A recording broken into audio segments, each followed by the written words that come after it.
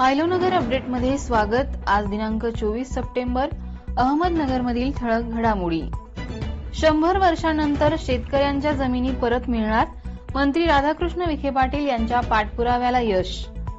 मधुकर राळेभात यांचा भाजपमध्ये प्रवेश, आमदार रोहित पवार यांना मोठा धक्का।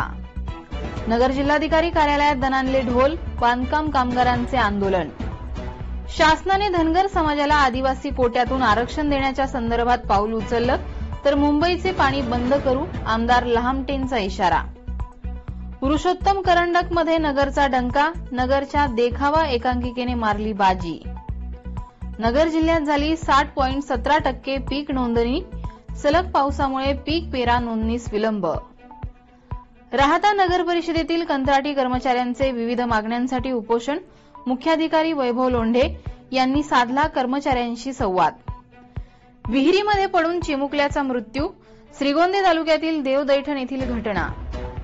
अगस्ती महाविद्यालयाच्या कबड्डी संघांना दुहेरी विजेतेपद, जिल्हास्तरीय स्पर्धेसाठी निवड। नेवासे व भिंगारमध्ये चेन स्नॅचिंग करणारा आरोपी जेरबंद, स्थानिक गुन्हे शाखेची कामगिरी।